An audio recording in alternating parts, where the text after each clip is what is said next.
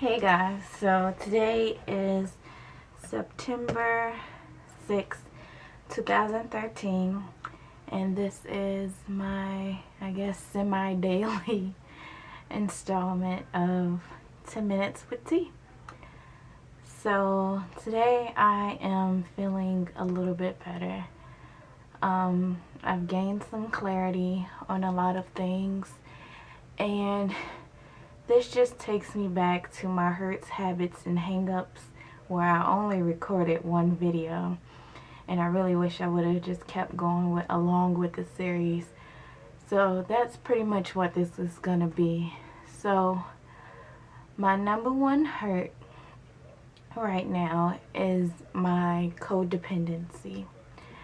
I have a really big issue with being codependent upon someone, and it's the same as having an addiction, and you may or may not agree with that, but it physically and mentally is the same exact thing. And if you're not sure what codependency is, I will let you know. I will read a definition for you right now. So I'll read to you what codependency is. Codependency is defined as a psychological condition or relationship in which a person is controlled or manipulated by another person who is affected with a pathological condition, typically narcissism or drug addiction. And in broader terms, it refers to the dependence on the need of or control of another. It also involves placing a lower priority on one's own needs while being excessively preoccupied with the needs of others. Codependency can occur in any type of relationship, including family, work, friendship, and also romantic, peer, or community relationships. Codependency may also be characterized by denial, low self-esteem, excessive compliance, or control patterns. And so,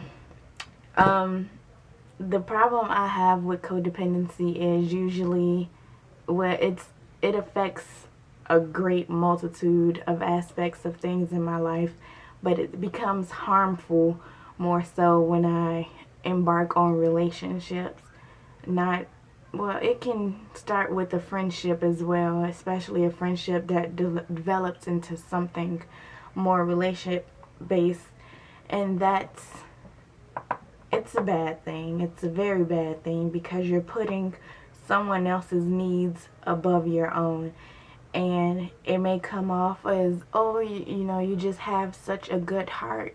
And that's what it starts off as. Like, as you guys see, I volunteer a lot. And sometimes I volunteer when I know I should be doing other things, but I feel compelled to give back to other people. Just the same as these weekly giveaways. It takes a lot out of me to get up and, look for these sponsors and, post these videos, to pick a winner, to pay. I'm actually paying for that Rafflecopter site because people deem me as being unfair.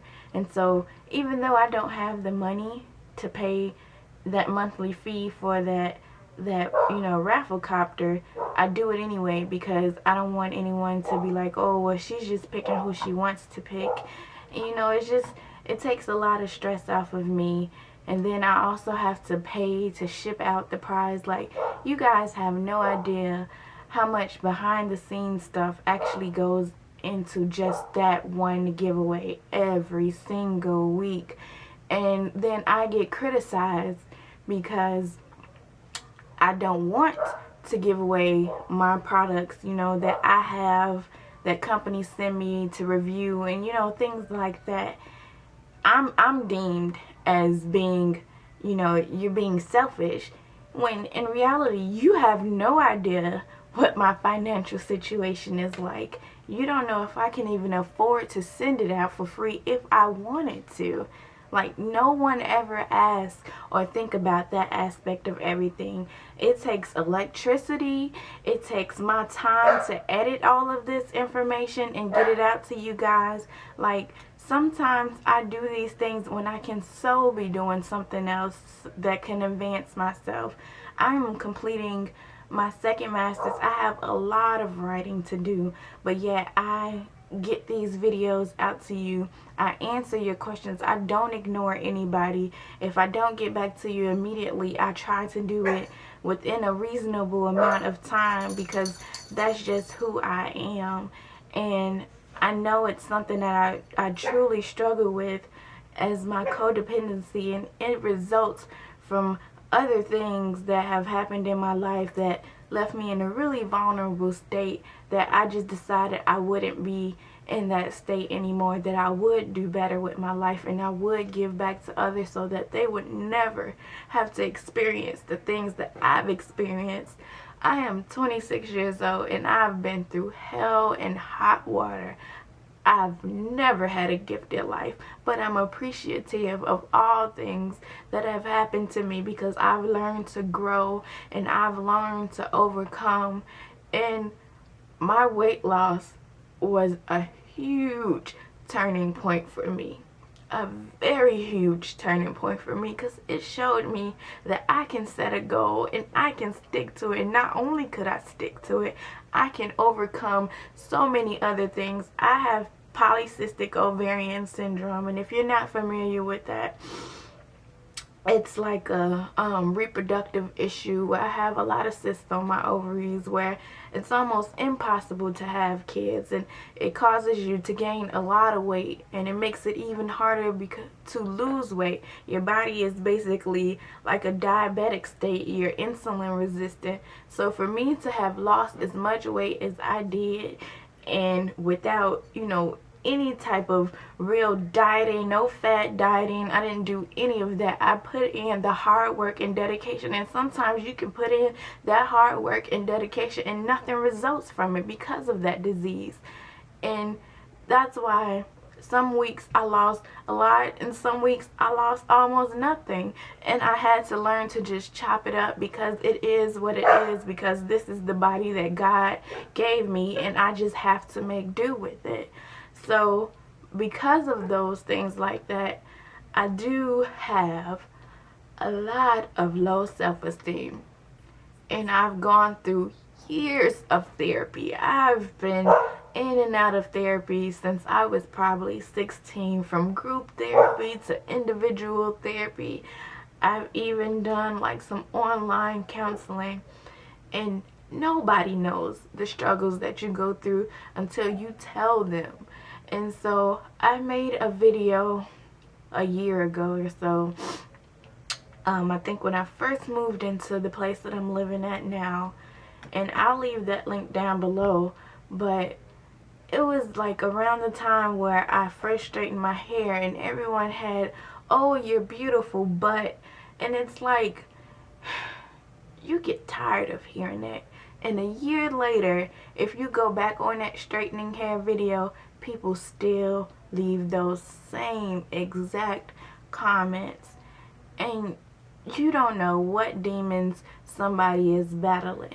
Luckily, I'm at the point where I can face my demons, and I have grown some thicker skin, because this weight has been with me for years now. Years. So I'm used to all of the, I guess, shaming people try to make you experience and all those sorts of things. So I just take it with a grain of salt. But you have no idea the hurtful things you could say that could push someone over the edge.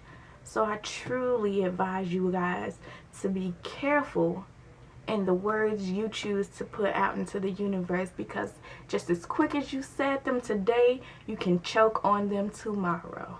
I guarantee you that.